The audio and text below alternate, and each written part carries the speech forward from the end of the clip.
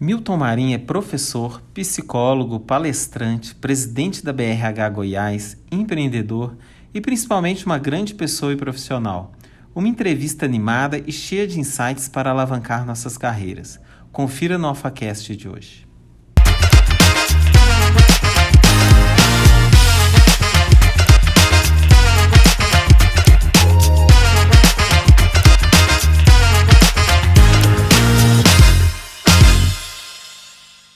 Olá pessoal, estamos mais uma vez aqui no AlphaCast hoje com um convidado muito especial, Milton Marinho.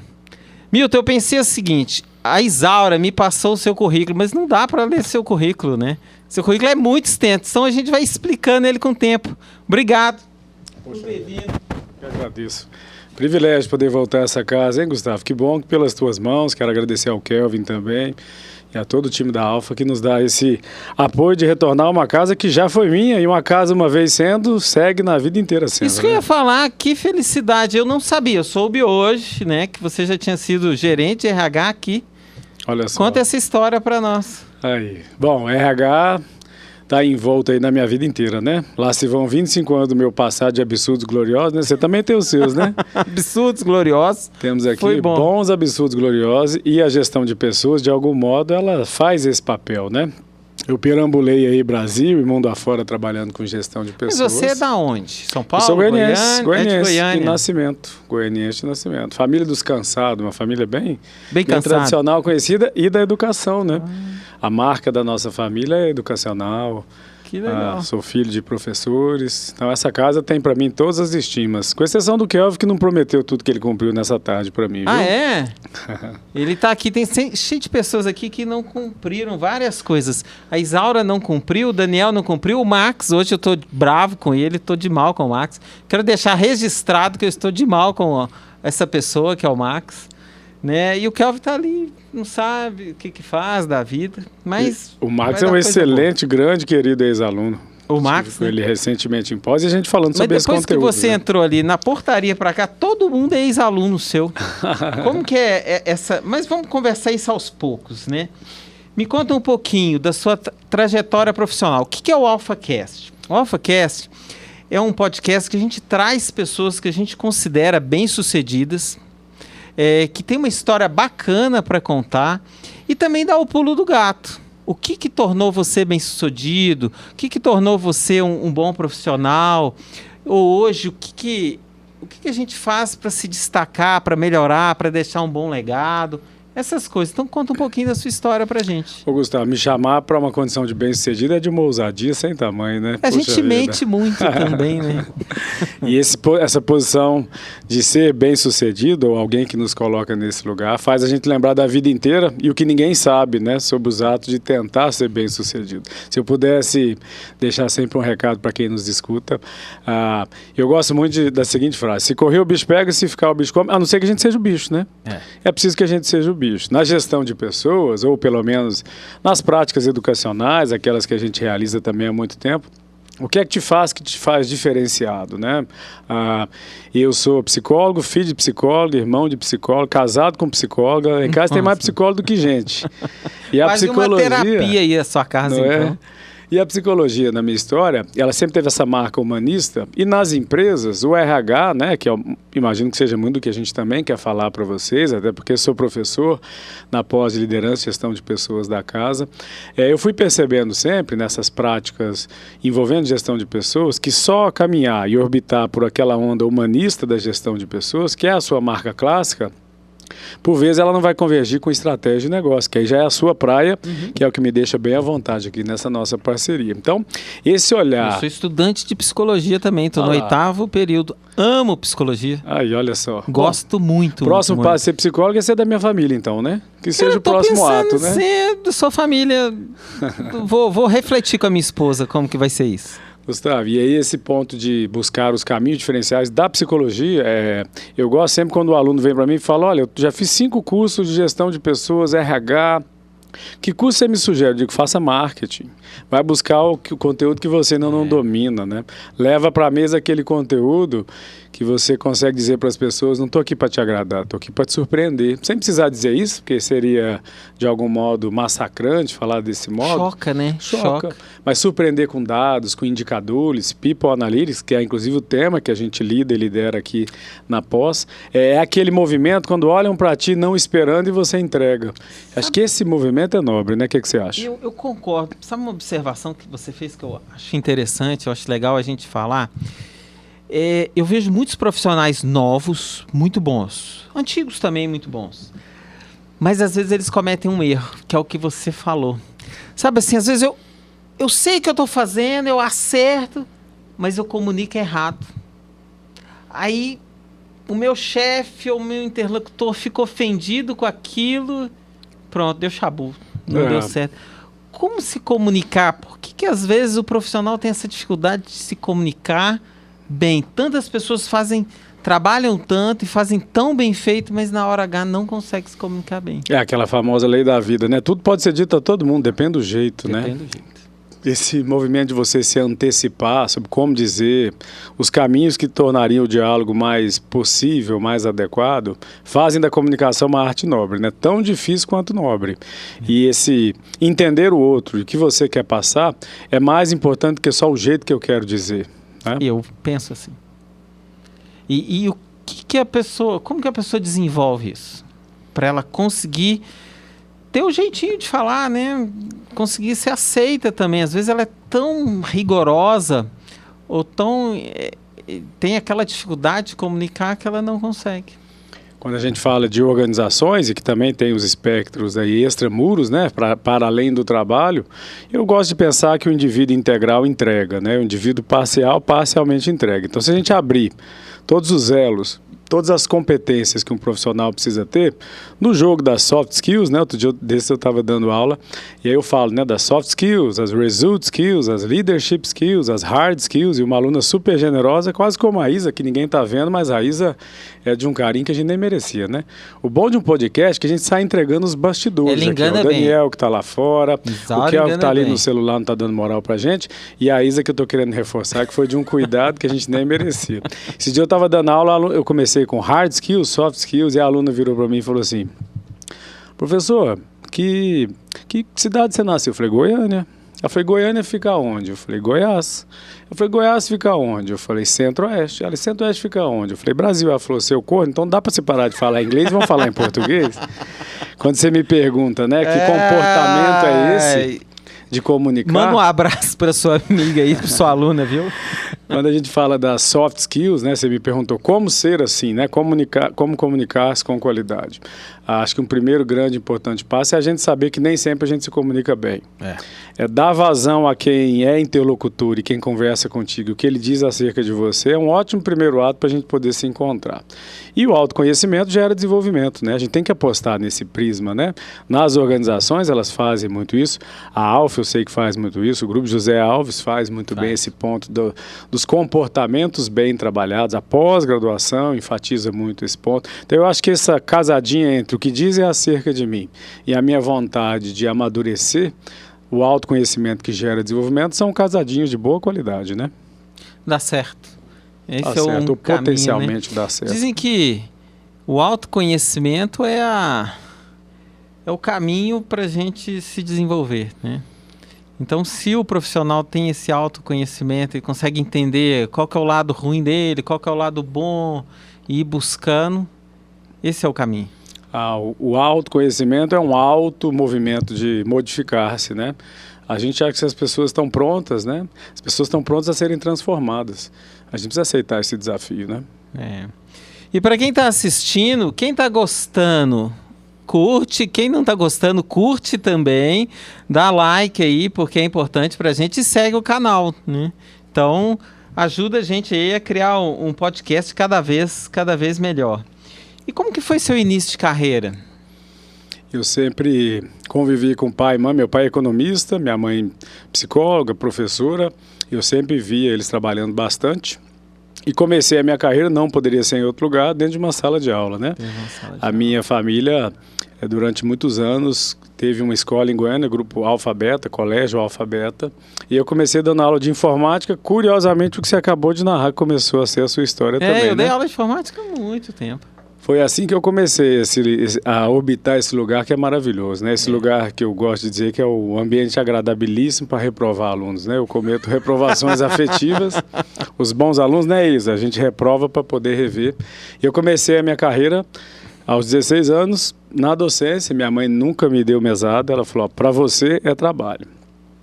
Para as minhas irmãs, eu tenho 2 irmãs, eu sou filho do meio, e mal do filho do meio, o filho do meio é o sujeito a ser testado, né? E elas ganhavam. O filho do meio é ninguém, né? É o ninguém, vai precisar ser alguém, né? Vai precisar ser alguém. E aí, então, minha mãe não me deu mesada e falou assim, para você é um computador e o que você quiser trabalhar. Curiosamente, o que poderia ser um elemento penoso na minha relação com ela é o que me fez buscar evolução, a comprar os sonhos, né, as contas, as penas, os pecados, Vila Mix, as camisas do Flamengo, elas sempre saíram do meu bolso, né? Eu acho que isso é bom, porque dá a dimensão do suor. Eu acho que essa é uma das minhas maiores virtudes. Vai chegar na parte de falar das virtudes, não? Eu fico pensando... Vamos embora. Agora é hora de dar o like. Quem nos escuta, agora, viu, Daniel? Reforça o like. Eu sou fluminense. Meu Deus. Acredita nisso? Sou fluminense, porque eu nasci em Petrópolis, né? E na minha casa, você pode ser qualquer coisa, desde que você seja fluminense. Boa, boa. O restante você decide na vida, mas quem decidiu que eu era fluminense é minha bisavó. Então, minha bisavó era fluminense, minha avó é fluminense, meu pai, minha mãe.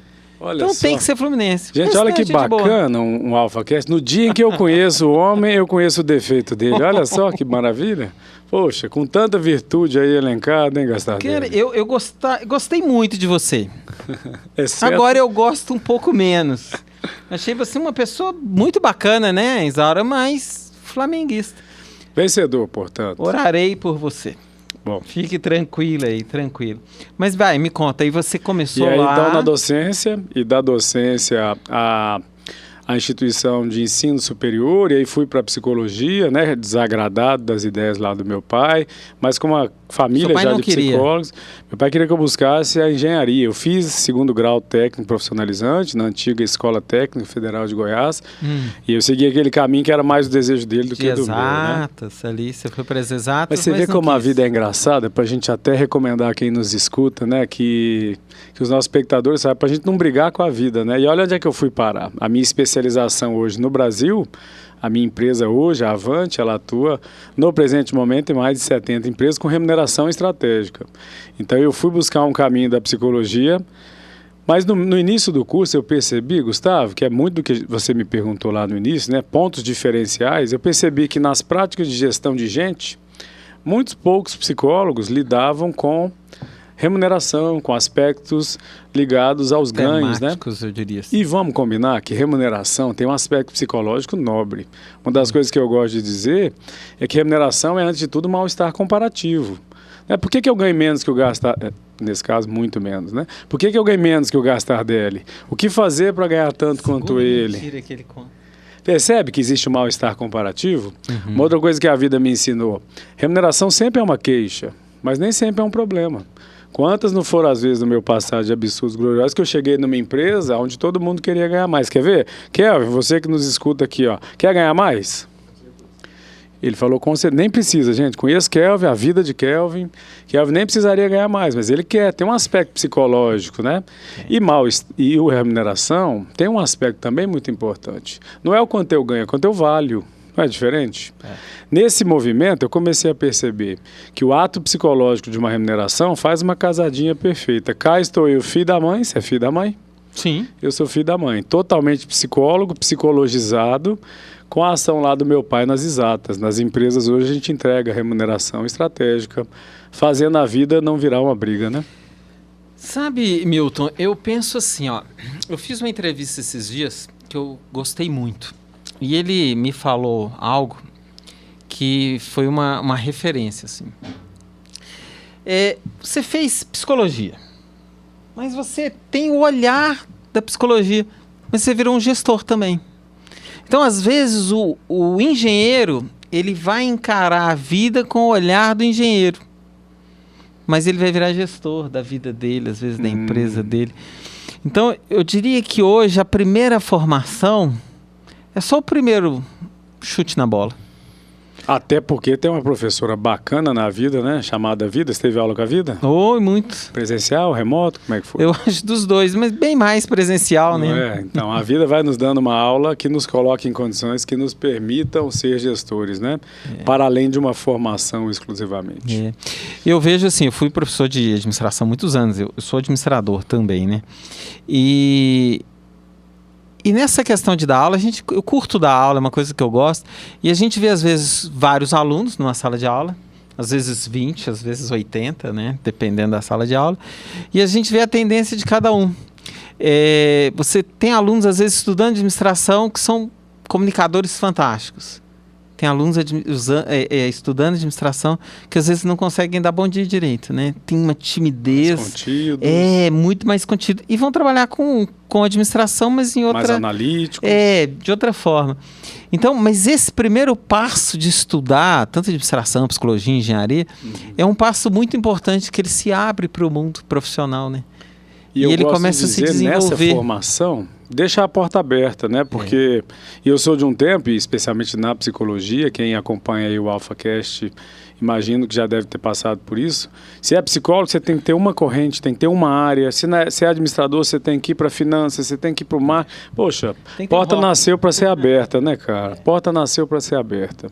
E isso tem um pouco a ver com aquela minha ideia de entrar para o mercado que não era habitado pela psicologia. Porque habitar o mercado que é igual para todos, você é mais um no meio de todos. Que movimento poderia fazer com que eu pensasse um RH diferente? Então, eu caminhei para essa consultoria e minha história nasceu torta. É engraçado quando a gente vem falar da nossa carreira e é também bom lembrar que a história nasceu torta. Eu nasci consultor. Normalmente a gente vive para depois virar consultor, né? Parece que metaforicamente esperam que a gente tenha um cabelo branco, né? Da época em que eu ainda tinha cabelo, aí eu virei consultor. Aí eu comecei a me especializar num produto que não tinha muito a ver com a psicologia diretamente e que nem esperava que nós psicólogos realizássemos. Eu acho que aí esse ponto de fusão me fez testar movimentos que o mercado foi reagindo muito bem. Esse olhar voltado para o psicológico da remuneração, o administrativo do ato de pagar, e é isso que fez aí um pouco da minha história conhecida. Eu tenho um amigo, chama Tarcísio Campagnolo. Eu espero entrevistá-lo aqui assim que eu puder. Ele fala uma coisa muito legal. Ele fala que a gente não ganha pelo que a gente faz. A gente ganha pela nossa raridade. E observando isso ao longo da vida, sou amigo dele há uns 20 e poucos anos, é uma realidade. Quando você é um psicólogo que trabalha com gestão ou com um pouco mais de matemática, eu diria assim, você se torna raro. E isso te gera um sucesso. Isso é verdade para você? Isso é uma conta que dá para a gente ser raro com que... Como que a gente faz para ser raro, né? Qual é o passo que a gente dá? Poxa, que barato isso, hein? Que barato, né? Esse aspecto da raridade, né? Por exemplo, é raro encontrar um torcedor do Fluminense bacana e adequado igual a ti, né? Olha que raro. E aí, brincando e falando sério, esse é o lema da minha vida, né? Brincando e falando sério, eu acho que é esse o ponto mesmo que eu queria dizer. A gente não combinou, né? Acho que também é bom quem nos escuta e está assistindo aqui agora fica pensando talvez que a gente ordenou um diálogo, né? Ele não tem combinado livre. E também não tem cortes. Não está combinado. E não tem cortes. Se a gente falar bobagem... vai sair. Talvez eu corte isso. Mas não tem cortes. A gente tem por definição não ter cortes. E se eu pudesse escolher, e não teria sido bonito como você falou, essa lógica da raridade, porque eu acho que é esse o ponto. A gente tem mania de achar que a vida programática, quem é o guru que vai me dizer o que fazer? Quem é o mentor que vai ordenar como realizar? Se esse caminho ele é de uma natureza muito igual, é difícil pensar que essa raridade aparecerá. Eu nem quero que faça aparecer, né? Estou até preferindo valorizar o meu passado de absurdos gloriosos que qualquer enaltecimento de trabalho. Mas eu acho que essa é uma diferença boa. Pensar que o jogo de opostos, o que é que poucos sabem da psicologia lá na gestão de pessoas? Esse é um lugar bom de estar, né? Vai te encontrar diferenciado e, por conseguinte, raro, né? Porque, assim, qual que é a lógica da estratégia? Estudo estratégia desde 94, eu acho. Você já está entregando sua idade no meio da conversa. Fiz 48 anos ontem. Aí, ó. E 35 anos de carreira. Idade, hein? Hã? De mesma idade. O que é a lógica que a gente pensa em estratégia? Assim, ó. Eu preciso ter algo que seja raro, mas essa raridade só vai me dar sucesso, dinheiro ou qualquer coisa que você pensa que seja sucesso, se o mercado quiser. É a teoria da mosca branca, né? Então a minha raridade tem que ser uma raridade que no momento o mercado queira. Desejável para o mercado. Aí o mercado vai pagar muito por essa raridade. Numa ótica de estratégia, que estratégia também é antecipar o futuro, né? Sim. Então, antecipando o futuro naquilo que o mercado potencialmente desejará, esse é o lugar, né? Então, o que eu estudo? E eu vejo que, às vezes, a gente precisa entender muito isso e colocar para os nossos alunos, para as pessoas, para os profissionais, parar de seguir, talvez, a manada cegamente. Mas depois acha ruim. Não deu certo, mas você foi igual, né? E o que fazer, né? Como se diferenciar nesse mercado hoje? Na educação, e a gente está aqui diante da Alfa, né, que nos abraça nessa tarde aqui, super hospitaleira, né, te agradecendo por nos receber muito. Calorão lá fora, mas aqui o ar-condicionado está funcionando hoje bem. à tarde eu vim de calorão a caloroso, né? Quero te agradecer por isso. E a Alfa, ela ordena um curso que, para mim, o jeito que ele é realizado, como professor da casa, né, lá se vai bom tempo, é muito interessante, porque não existe um plano de ensino rígido e inflexível. Existe uma eutagogia, né, a autoaprendizagem, existe o andragógico nesse processo. Enquanto o adulto não percebe vantagem no que ele apresenta, ele não está na aula, ele não está contigo. E aí isso carece de que o professor tenha muito domínio sobre o que fazer, mas também sobre o que não fazer, né? Não é uma raridade do docente? Eu sou dos que adoro olhar para o aluno, talvez isso justifique o meu olho esbugalhado, né, para a gente poder enxergar bem. E eu não desisto de ninguém. Quando o aluno está ali presente, ele deve ter tanto a nos ofertar, que se vem tudo tão engessado, e é uma virtude da instituição que vocês hoje aqui representam, né? Um curso formatado também para dar vazão ao inédito, ousado, diferenciado. Isso é muito importante, né? Você conseguir dar mais do mesmo, mas esse mesmo ser diferenciado. Só quem dá aula, aquele dia a dia que dá a mesma matéria, né? Que sabe dar um enfoque diferente às vezes. E hoje a educação está muito carente desse professor que dá uma aula entusiasmado, que entusiasme e que atrai o aluno para algo que pode ser diferente. Não é a BIC, né, que faz igual, quase igual sempre, né? Mas o que fazer diferente na hora certa. Mais de um novo mesmo, né? Mais de um novo mesmo. Não é reinventar a roda, mas é conseguir fazer uma releitura, às vezes, de um assunto que é interessante, que é legal. Você vê outra pessoa falar a mesma frase sua de forma diferente e que te deu um insight diferente, né? Ou estudar algo diferente. Quando eu fui estudar psicologia, eu percebi isso assim, como isso me ajudou na gestão.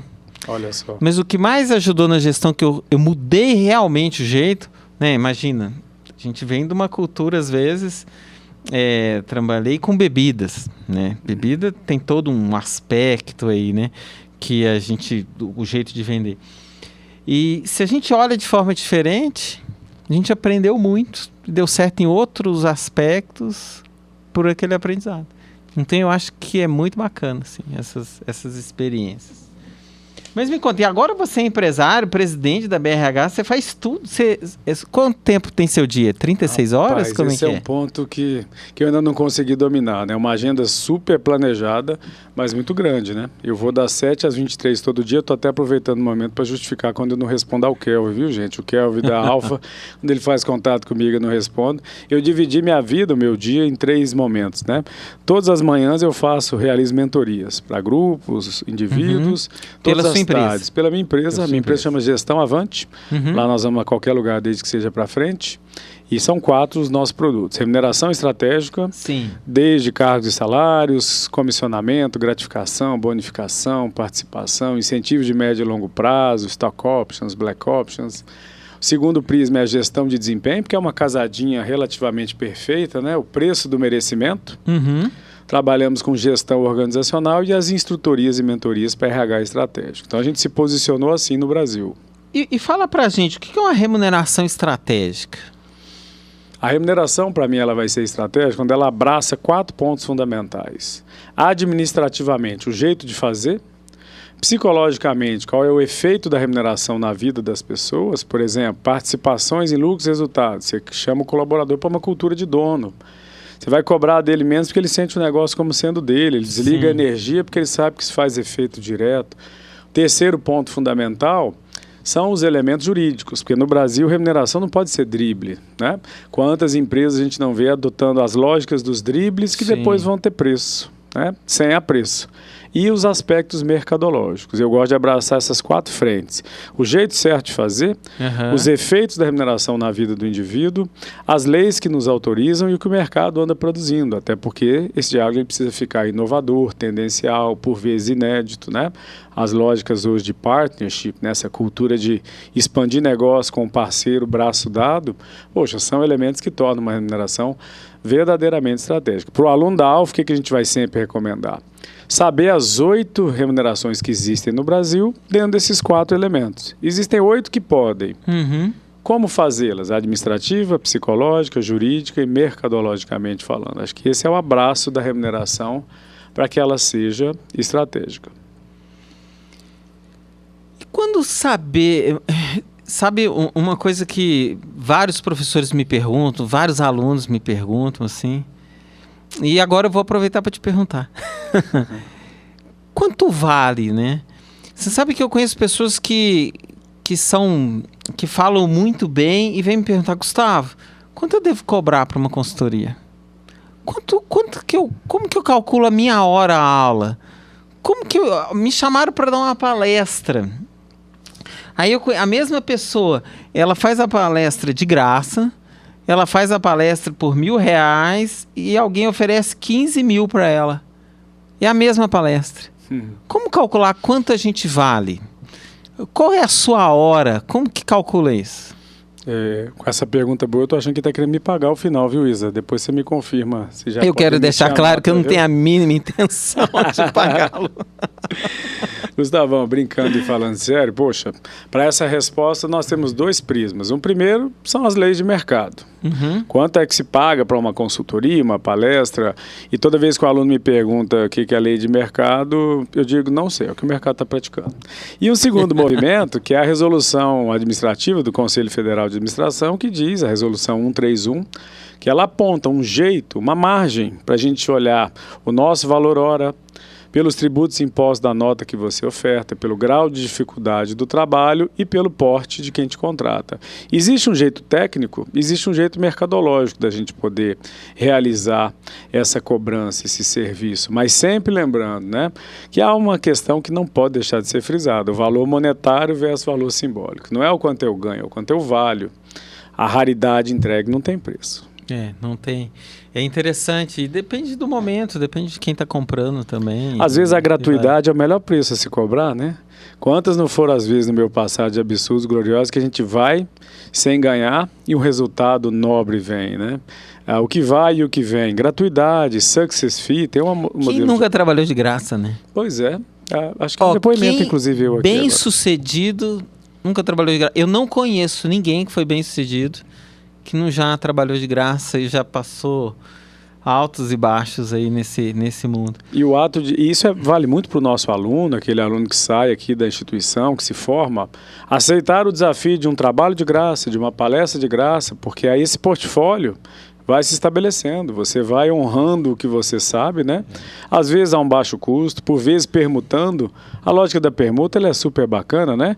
E eu devo sair hoje daqui permutando Coca-Cola, que eu sou dos que gosto de Coca-Cola mais do que da esposa, né? 2 Coca-Colas, você tem direito de mais uma, talvez uma Fanta se quiser. Talvez uma Fanta. Esse success fee, né?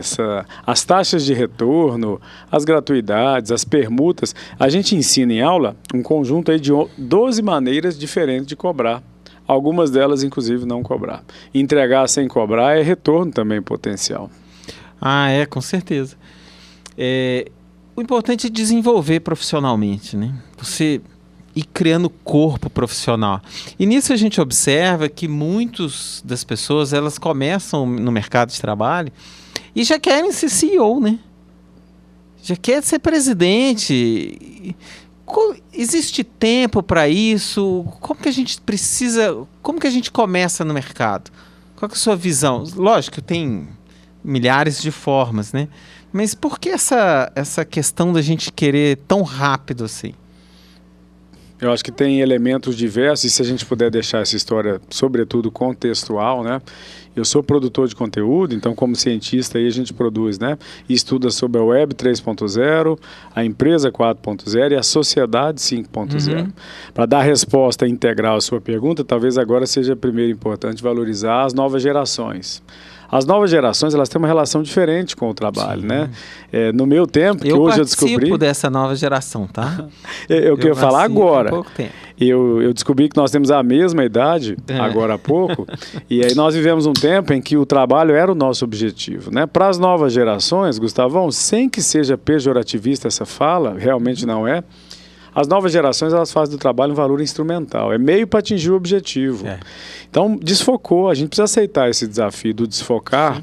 Ao tempo em que eles chegam, então, relativamente mais exigentes. No nosso tempo, é bom que a gente já entrega a idade de ambos, no nosso tempo, a gente já chegava perguntando quanto é que a gente ia ganhar.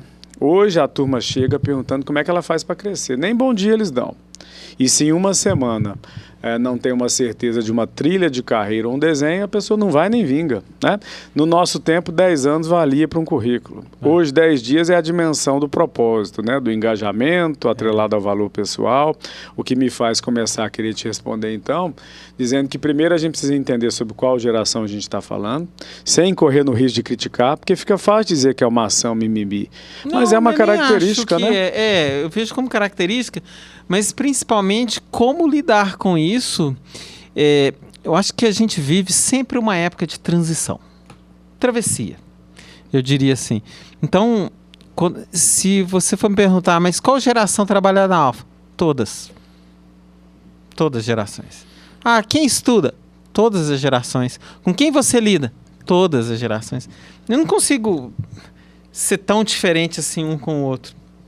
Mas é entender mesmo como que essa evolução, como que as empresas vão lidar com esses funcionários. Hoje, se eu exigir 10 anos de experiência para qualquer um, eu não contrato ninguém. De fato, de fato. E os baby boomers, né? Se eu condenar alguém por ter 10, 15 experiências, né, nos últimos anos, também, antigamente já significou algo. Hoje eu não sei o que significa. É bom entender esse jogo de opostos, né? Porque o geracional, os baby boomers, que se me permite a brincadeira, a gente aqui muito bem representa, nós somos de um tempo em que a gente vivia uma única cultura, o que também nos torna dificultados e dificultosos em qualquer outra empresa. Quando você sai de uma empresa e vem a outra, a adaptação fica muito mais difícil. E as novas gerações que não dão vazão ao tempo, eu aprendi com aquela professora Vida, né, cara? Viver devagar. A Vida e o Janeiro me vacinaram contra o otimismo de horóscopo, né? Chegando, vai dar certo, em uma semana vai crescer. Eu trabalho com trilhas de carreira. A Avante é especialista nacional no desenvolvimento de carreira. Aceitar o desafio que ele quer crescer vai ser tão importante para nós quando dizer a ele como é que se faz para crescer. Então, a missão da empresa, quando absorve a nova geração, é encontrar caminhos, carreiras mais híbridas e versáteis do que só aquela empresa matricial. Né? A nova empresa faz da empresa também o ato de ela ter uma nova geração. Eu não gosto de achar que a empresa está aqui pronta e consolidada para receber gerações. A empresa também é multigeracional. Evoluindo, né? Ali, está se adaptando sempre. Mas eu percebo isso claramente, assim, que as empresas, no geral, estão tendo muita dificuldade de lidar com esse profissional. Mas aí é um movimento que o nosso podcast, acho que é o que ele mais deseja, né? Primeiro eu tinha o objetivo de assumir a nossa amizade a depender das ações futebolísticas, né? Depois disso... É uma barreira a ser vencida, mas estamos no caminho. Já que nosso time não está vencendo, vençamos, né? Pela amizade. O segundo ponto que eu acho que é importante é também considerar, em podcast, em diálogos como esse, poxa, se a pandemia acabou de nos ensinar, work is not a place, trabalho não é mais um lugar, você está em busca de uma produtividade de todo indivíduo sempre presente. Nós queremos jogar o jogo dos atos produtivos ou do colaborador sempre presente, o que já faz a gente olhar lá os estudos de presenteísmo. O presente ausente não vai trazer a resposta para a empresa. O meu trabalho é gerar ganha-ganha. custou entender isso, né? O presente ausente. Por isso que nós estamos falando do multigeracional, que também é organizacional, né? Eu vejo que antes... Lógico, com todo o respeito do mundo, né? A questão da pandemia, para quem perdeu alguém que ama, foi muito ruim, muito sofrido, né? Mas, por outro lado, ela gerou também um desenvolvimento. Eu acho que na educação eu percebo um desenvolvimento muito grande. Quebrou a barreira do EAD, né? E nas empresas também, a questão do home office. Que antigamente tinha empresas que não. E você nem podia falar que era mal visto. Depois... Pô, talvez, né? Quer dizer, não precisa pagar um aluguel tão alto. Você pensa em São Paulo, às vezes aluguéis 200 mil, 300 mil ali. Custos operacionais. Um custo operacional diminui bem se está home office. E se a produtividade vem? Quem é que tem que vir? O indivíduo ou a produtividade para o ambiente de trabalho? Mas isso numa lógica, né? Boa. Mas aí às vezes tem aquele cara, aquele empresário, não empresário em si, mas aquele diretor, aquele gerente fala assim... mas eu não estou vendo ele. Eu não posso controlar. Comando e controle imperam, né? O controle, assim... Mas eu preciso da produtividade. Por que controlar tanto? E aí você vem toda uma história de controle. Será que a gente desapega desse controle para a produtividade? A gente está sendo forçado, né? Acho que a pandemia nos convidou, e a gestão também, a isso, né? Tem uma frase, e aí você citou sua psicologia, eu vou a ela então, né? Até porque minha esposa é psicanalista, se eu não citar o Freud em alguma fala, eu apanho em casa, né? Ela gosta mais dele do que de mim. E o Freud tinha uma frase lá da Primeira Guerra Mundial que eu acho que fez um efeito, para mim, muito contributivo agora na pandemia. A frase é simples, ele dizia assim: nunca um evento confundiu tantas inteligências.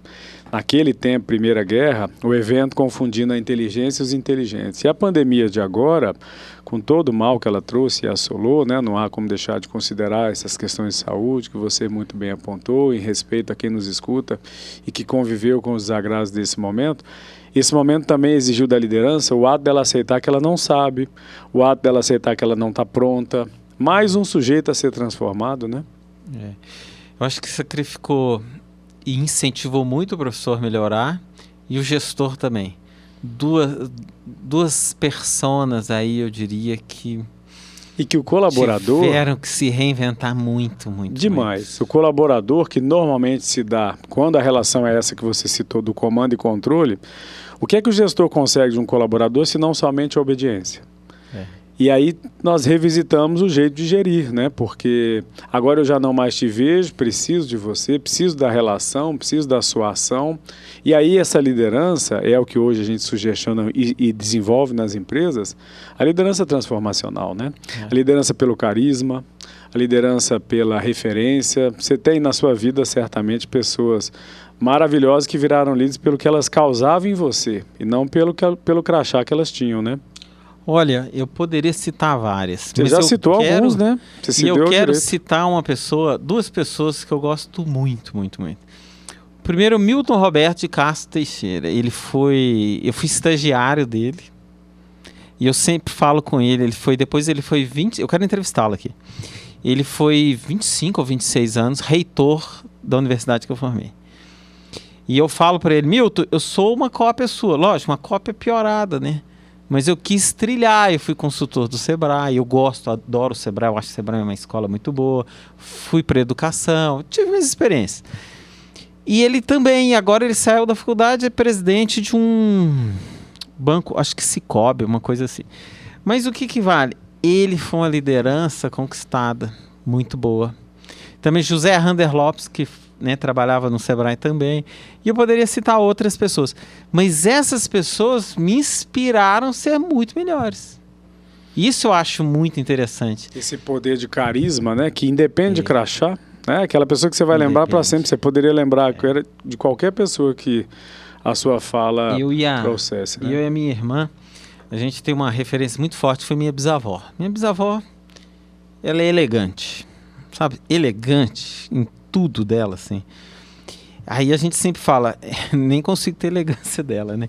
Mas o quanto a família é importante, te dá bons exemplos, e o quanto as empresas, as primeiras experiências, pode ser até uma experiência ruim, mas um gestor bom que passou na sua vida, às vezes cara, te impulsiona de uma forma. E ele ganha na sua vida um movimento atemporal, né? Pode ser que ele já nem na sua vida esteja mais, mas o exemplo está ali, né? O José Rander, eu trabalhei para ele exatamente, ontem eu fiz 48, há 30 anos atrás. Olha eu só. converso com ele até hoje, quando eu vou em Uberlândia, a gente às vezes janta, toma um café, assim.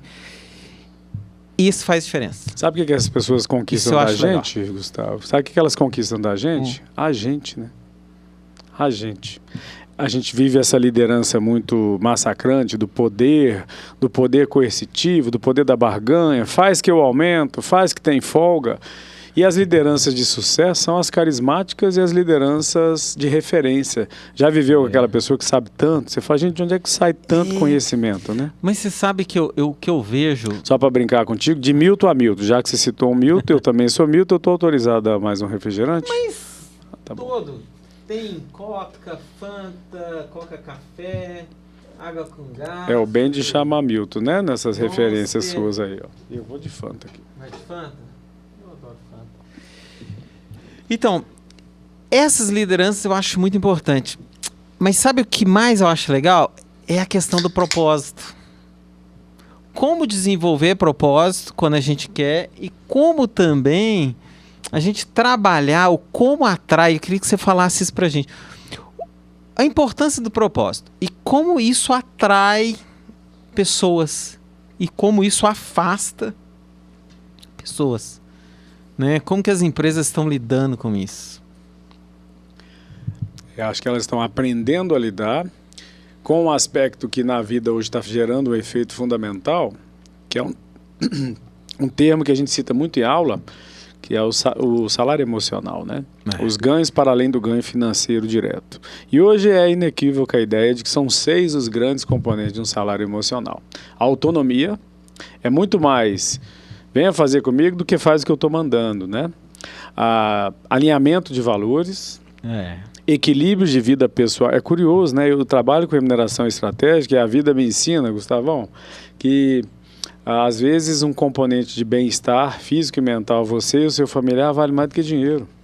Vale. Então, equilíbrio de vida pessoal e profissional, desenvolvimento pessoal e profissional. Há um componente muito importante que é o engajamento e o propósito. Portanto, quando eu falo dos aspectos do ganho para além do ganho financeiro direto, propósito em alinhamento é convergência. Propósito em desconhecimento é vamos ver o que vai dar dessa relação. Então, quando você me pergunta sobre propósito, hoje ele é um dos fortes componentes do salário emocional. O ganho para além do ganho financeiro direto. Então, acho que a primeira pergunta que a gente tem que fazer para quem chega na empresa é qual é o seu propósito, qual é o seu sonho, para a gente buscar os testes, convergências e aderências, né? E não o casamento perfeito, que não existirá, mas o reconhecimento de propósito.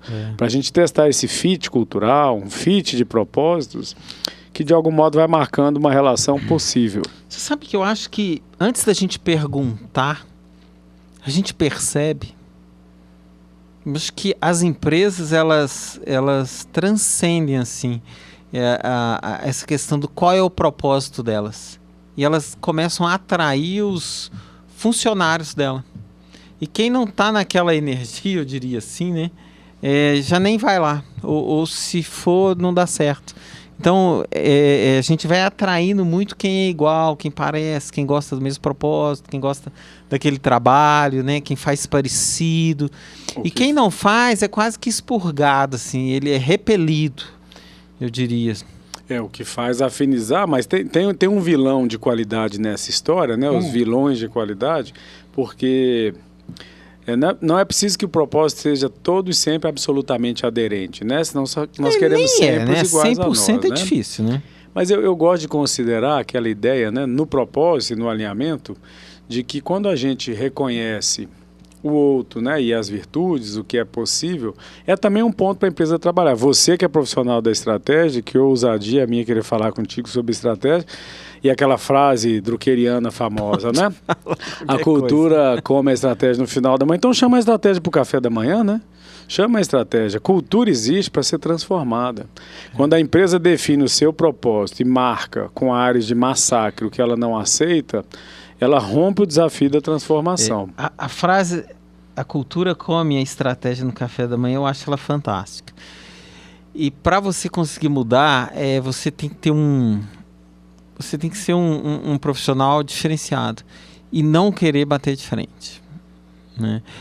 Eu acho essa frase, eu vejo essa frase como uma sabedoria gigantesca. E várias vezes na vida eu percebi a verdade dessa frase. Mas vale provocá-la também, né? A cultura a gente precisa provocá-la. No café da manhã, então chama a estratégia para o café da manhã, poxa vida. Mas a gente não pode se dar por vencido. Então você tem que compreender qual é o tamanho dessa cultura, né? Sim. E saber como que você vai lidar com ela. Agora, se você for de inocente na história, aí você se ferra.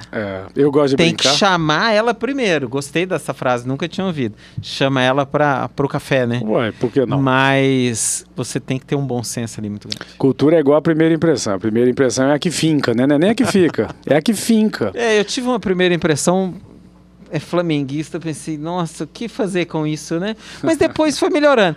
Então entenda assim, nem sempre a primeira impressão permanece. Tive uma péssima primeira impressão, flamenguista, mas depois... Uma vez Flamengo, sempre Flamengo. Vou te falar, a Alfa sempre trazendo profissionais de qualidade. Essa é uma virtude da casa. Esse é o Daniel. Esse Danielzão, cara é fantástico. Fantástico, eu não sei. Vitorioso eu tenho certeza. Só pelo hino que ele colocou. Eu acho que ele comete alguns erros, algumas coisas assim. Melhorou bem, eu diria. Entendeu? Música saudosista de um tempo em que troféus eram possíveis nessa música, né, Gustavo? A cultura, como a estratégia no café da manhã, chama a estratégia para o café. E se cultura é como a primeira impressão que finca, cultura também pode ser transformada, né? Eu gosto da lógica. Deve ser transformada, mas principalmente como sucesso, deve ser respeitada. Sobretudo e a gente vai mudando, né? Eu diria que o executivo que não para pensar e refletir sobre a cultura da empresa que ele está trabalhando ou que ele vai trabalhar, a chance do fracasso aumenta muito. Se ele reflete, a chance do sucesso aumenta bastante, assim. Essa é a minha leitura. E é bom fazer leitura, né? Olha a leitura de cenário do Daniel. Daniel trouxe o hino do Flamengo para acalentar o convidado, mas não quer perder o emprego, aí botou do Fluminense na sequência, né? O emprego que é uma dele leitura nem de cenário. está na minha mão. O Daniel está garantido pelo trabalho excelente que ele faz. Ele tem essas coisas de mau gosto, às vezes, com o hino aqui, o hino ali, mas no geral, isso ele tem é 100%. a ver com carreira, né, cara? Isso tem a ver com o que nós estamos falando, né? Carreira. Quando a gente chega numa empresa, as soft skills, né? As atitudes, os comportamentos, tem uma capacidade que é distintiva. Eu gosto muito desse movimento que o Daniel agora acabou de fazer, que eu acho que a descontração ela faz um ótimo efeito. E quando alguém me pergunta, Milton, qual é a competência de sucesso de um profissional numa empresa? Sabe o que eu acho que é isso? É a leitura de cenário. Isso que eu ia falar. Né? Iniciativa e proatividade, né? Ele foi proativo e teve uma iniciativa boa. Isso é fantástico. Não é? Nem é tão bom assim, viu, Daniel, no dia a dia, assim. Tem duas competências que eu recomendo vigorosamente para quem quer dar certo. A primeira delas, eu reforço bem soft skills, né? Competências comportamentais, eu tenho um livro, chama Liderança com base nas soft skills. Depois me fala. E quando a gente fala das soft skills, eu gosto de falar das capacidades distintivas, ou seja, as características diferenciais, e que de um modo mais poético no meu livro eu chamo de competências PUTs, né? Sabe as competências PUTs? Aquela que você nem imagina que a pessoa tenha, duas delas para mim são vigorosas em qualquer negócio. Primeiro, conhecer o negócio. Um gerente de RH, um diretor de RH que sabe sobre educação, ele faz uma diferença sobressaltada dentro aqui da Unialfa, né? Um gerente de controladoria de uma indústria farmacêutica, entendendo o negócio indústria farmacêutica, ele faz vigoroso papel diferenciado no trabalho dele. E a outra é a leitura de cenário. Saber enxergar a hora de dizer, o momento de considerar, a música que o Daniel vai ponderar. O Daniel, sem querer, entrou na nossa mesa, né? E ele está regulando o som, brincou com o som, atendeu aos dois, e olha aqui a gente falando dele. É assim que a gente vai marcando o outro, né? Ele tem um poder grande na mão ali, né? E ele sempre faz isso, faz muito bem.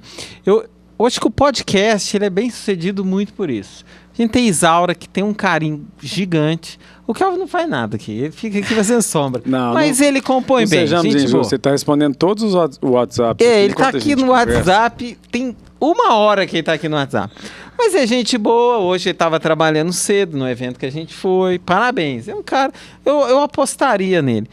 Então assim, esse conjunto é muito legal. Isso vem dando certo nas releituras. Tem uma abertura aqui que a gente faz, que parte dela é uma sugestão do Daniel. Olha só. Ele falou educadamente, falou assim, tá horrível, Gustavo, faz assim. E eu aceitei bem e foi. Então, isso é uma composição e a gente vai tentando dar certo cada vez. E sempre assim, ó, trazendo algo útil para quem está nos assistindo, mas tentando burilar o processo. E todo mundo participa. Eu já estou bem chateado de não ter te conhecido antes, viu, chefe? Já deixa essa informação anotada aqui, viu? Eu gostaria de não saber que você é flamenguista antes. Bom, algum mal eu sabia que você tinha, né? Pelo menos você não é corintiano. Bom. Mas joguemos as mãos para o céu, né? Lá na Avante, a gente tem uma reunião frequente com o time chamado Momento Hellmann's. É hora da gente viajar na maionese. Sim. E buscar ideias, caminhos, alternativas de atendimento ao cliente. E sabe quem participa da reunião? Quem? Quem quiser. Quem quiser. Legal. E quem não quer também? Quem não quer também. Ele não vai na reunião e está tudo bem ou As não? melhores ideias de reunião de resultados que a gente teve para atendimento ao cliente foram dadas pelo auxiliar de serviços gerais, que atende o cliente, faz acesso ao cliente e que ocupa um espaço que, sinceramente, na empresa tradicionalíssima, só porque não tem crachá de mesa, não estaria nessa mesa. Nós estamos em busca da ideia ou de que quem pensa igual a gente, né? É um caminho, Gustavão, muito ousado, tão difícil quanto nobre, né?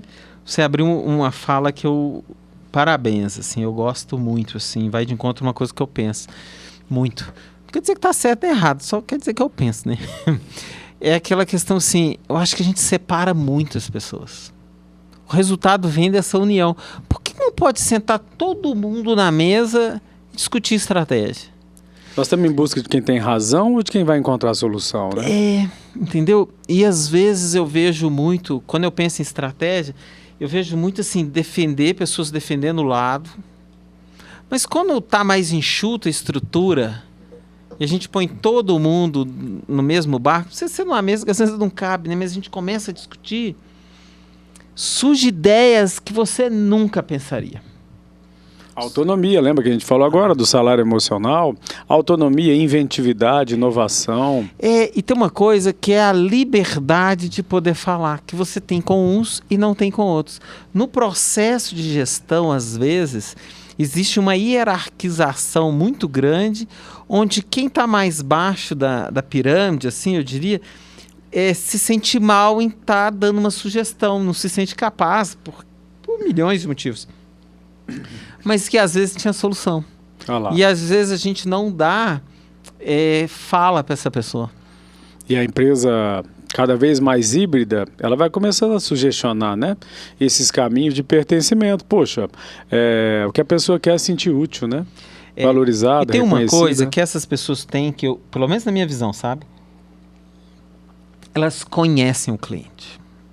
Elas podem não ter estudado na melhor escola, podem não ter feito um monte de coisa, mas eles têm um conhecimento de vida gigantesco. Isso precisa ser valorizado, precisa ser ouvido. E modifica a entrega, né? Porque, poxa, a gente vai aprendendo, né? Eu sou dos que come livro, né? Quando eu fiz a cirurgia bariátrica, não é pelo tanto que eu comia, é pelo tanto que eu comia livro. E nos livros a gente vai aprendendo. Ó. Prazer no trabalho só se dá por 2 aspectos, fundamentalmente. Liberdade e realização. A liberdade que você acabou de citar, né? Venha, faça, vingue, coloque Daniel, entra na nossa conversa sem que a gente nem combine, vamos ver como é que você consegue diferenciar uma relação de trabalho. Ele faz sempre isso, cara. Vou jogar um computador na cabeça dele ali agora. Mas ficou 1-1, vai, esse jogo não, ficou ele é muito bom, né? Muito bom. Fica tranquilo ali. E eu diria, se ele dá algum jeitinho de falar melhor do Fluminense do que o Flamengo, ficarei mais feliz ainda. Mas porque o Fluminense não anda jogando, né, Daniel? Eu te entendo, não tá dando nem para enaltecer. Talvez seja por isso. É bem triste a minha sina nesse sentido, mas eu já aceitei. Mas me conta, qual que é o seu legado? Se amanhã for o último dia, o que você deixou? Poxa, Além desse tanto de dinheiro no banco, que se você quiser dividir comigo, fique à vontade. Isaura também tá ali, feliz da vida, né? Tranquilo? Aceita? Aceita. dos males Não de fez quem... nada e ainda vai ganhar uma herança, Eu vou pensa. te falar, viu? Dos males de quem trabalha com remuneração sem tê-la, né? Esse talvez seja o meu primeiro legado. Trabalhar com remuneração sem tê-la. E deixa eu te fazer uma pergunta antes. Chorar assim não atrapalha muito, não? A gente vai conquistando ganhos para além do ganho financeiro direto, né? sei. Tem ganho para todo lado, né? Essa é uma casa que me traz grandioso apreço e se o dinheiro não ficou, pelo menos as amizades solidificaram muito bem. Gustavo, esse dia eu estava lendo o Jô Soares, antes Sou fãzaço do Jô da Soares. partida dele. Ele citou uma frase que realmente eu me reconheço nela, porque é como a ciência, né? Não existe o novo, o inédito, tudo já terá sido um dia dito, experienciado, falado, pensado. E ele falou que um grande legado da vida dele foi não ter produzido inimigos. Eu gosto de me colocar nesse lugar. É certo que a gente vai ter inimigos Um pelo outro caminho, não gosta da né? gente, mas não precisa ser um inimigão, né? Mas o ato de que você sempre esteve em atendimento pleno ao outro é um lugar em que eu gosto de estar, sabe? Eu gosto disso. O meu olhar é dirigido ao outro e nunca desobrigando a ideia de tentar entendê-lo, atualizá-lo, valorizá-lo de algum modo. Então, eu realmente, para minha família, para os meus filhos, né, eu tenho 2 filhos, quando alguém me pergunta a idade deles, eu falo juntos ou separados, né? Porque separados o Vitor tem 15, o Theo tem 9, quando os 2 estão juntos, os 2 têm 9, né? Você tem filho, você deve saber bem do que eu estou dizendo. E eu gosto de dizer para eles desse movimento de chegar próximo do outro. Eu acho que eu nunca fiz da vida com o outro uma disputa. E eu realmente pretendo que essa seja uma marca representada. E um outro elemento, que quem me conhece sabe bem, é o brincando e falando sério, né? Eu gosto muito do falar sério, encontrar informação, consistência, coerência, qualidade, com aqueles toques sutis do que você aqui faz muito bem, né? Que é apontar ali uma brincadeira, uma descontração, uma relativização de alma que abranda a vida, né, cara? Porque se a gente for choramingar, nós temos motivo para tudo, não temos? Tem, mas choramingar é ruim, né? Aí você vem com a coisa descontração, com a leveza, a Daniel se sente útil, o Isa se sente participativo. Eu acho que o meu legado, se eu pudesse reduzir tudo isso em uma frase, seria o brincando e falando sério, sabe? Eu admiro isso, eu acho legal. Eu acho que isso torna a vida muito mais leve, né? Muito mais leve. Talvez a gente até nem seja, mas a vida vai ficando, né? É. Eu gosto A gente disso. tenta ser. O falar sério te dá consistência, coerência, te coloca num lugar de conhecimento, uma notoriedade que vem mesclada, entremeada com um brincar, uma sutileza, uma descontração, que aceita esse desafio de uma vida ainda mais possível, né? O Max passou ali agora. O Max combinou de assistir 100% do tempo aqui. Ele 2 vezes que passou ali agora. Max também é um excelente profissional que a gente admira muito e contribui muito pro AlphaCast. É mesmo? De vez em quando a gente pega tanto no pé dele que ele falou assim, não vou mais ficar ali. Deve estar escondido ali debaixo. Um grande aluno, faz toda a diferença numa sala de aula. O Max viu? é muito bom, né? Sou fãzaço do Max. E um livro? O que você indica pra gente? Todo mundo que passa aqui, eu sempre pergunto, qual livro você leu? O que você gosta? O que você sugere? Não é As Mil e Uma Noites, não, que são 2 livrões assim. Por favor, um livro possível. Eu vou aí. buscar 2 indicações aqui para você, para quem nos escuta, para quem está aqui ligado ao nosso AlphaCast. Primeiro deles, um livro que eu adoro, chama Não Apresse o Rio, Ele Corre Sozinho.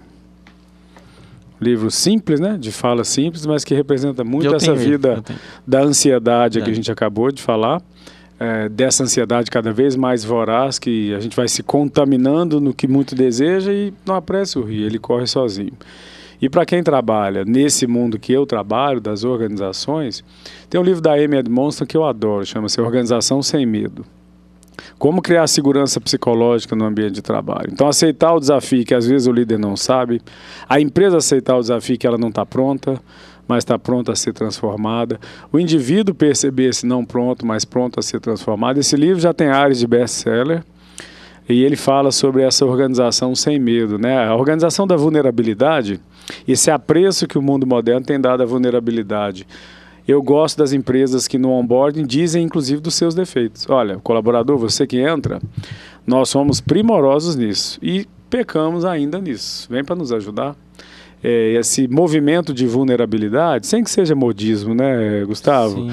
Assim como você, eu trabalho Aceitar com a sombra, né? eu trabalho Ó, com eu modernidade, tenho não com modismo. isso. Também, eu penso isso. A vulnerabilidade é um ato interessante e esse livro ele é muito nobre no conceito de uma organização possível. Não uma organização ideal, mas uma organização possível. Então aí 2 dicas, e aí você achou que você ia passar desapercebido. Se me pergunta, vai ter que dizer o mesmo. Quais são os 2 livros que você vai me indicar? Cara, você sabe que eu gosto muito, muito, muito de várias leituras, assim, várias. Não sei qual o livro que eu poderia te indicar para uma leitura boa. Não estou te indicando, só estou falando que é bom. É uma obra que eu acho fantástica, que muitos criticam, mas eu nunca vi nada melhor em se falando de estratégia, é a obra do Porter. Tem vários livros do Porter, mas qualquer um que você pegar para ler, você vai compreender um raciocínio estratégico, que eu acho legal, assim. Então é uma obra grande. Michael Porter, sempre atual, né? E muita gente fala, o Michael Porter tá velho. Cara, mas o que tem de melhor, né? Geralmente é uma releitura, então, que fazem dele. Então, eu acho que compensa ler qualquer obra dele. Eu acho que vale a pena. Tem aqueles... Eu falei para você não indicar uma Bíblia e eu acabei indicando, né? Tem um outro livro também que é... Agora eu esqueci, eu peguei ele para reler. Ontem eu pus na beirada da minha cama, assim, para me reler. Que é Pedagogia... Não, como que é? Maquiavel e a Pedagogia, uma coisa assim. É parecido, agora não é bem esse nome. Que é um livro também que eu gostei muito, que é uma releitura da pedagogia, que eu acho muito, muito legal. Mas livros, eu sou fã da leitura, assim. O livro é bom quando você entra nele, né? Eu gosto do cheiro do livro. Né? Hã? Maquiavel Pedagogo. Isaura me salva de tudo. Tudo. Eu sem Isaura sou ninguém, cara. Sou ninguém. Milton, eu poderia fazer um podcast de 5 horas aqui com você. Mas não é o caso? Não, você até me prometeu lá fora que era ninguém te aguenta mais. Brincadeira. Foi assim, foi excelente a conversa. Quero te chamar para vir outras vezes, para a gente conversar assuntos específicos aí e para a gente você virar cliente mesmo. Gostei, eu acho que agrega e as próximas vezes a gente fala de assuntos específicos. Acho que vai ser muito bom. Brigadão mesmo. Essa é uma casa que, sinceramente, ela me traz todo o agrado, né? Claro que existe sempre uma fala que precisa ser simpática quando a gente é convidado, mas essa fala ela é real, né? A Alfa, o Grupo José Alves recebem todo o meu apreço, viraram marca na minha história. Você citou tanto do teu passado que convive com o seu presente. Essa casa é de todo o meu presente de afeto, de afetividade, de apreço. Conviver contigo é uma diversão, né? Se o Gustavo o que nesse podcast ele foi, eu só preciso achar que deve ser divertido e prazeroso demais viver contigo. Obrigado. Te agradeço por isso. Afora as questões futebolísticas, essas vão ficar pelo caminho. Todo mais me foi muito agradável. O que você quiser pensar que a gente possa junto poder transitar e para o teu público falar, estarei do seu lado. Muito obrigado. Valeu a pena. Um grande abraço. Até breve. Até abraço. sempre.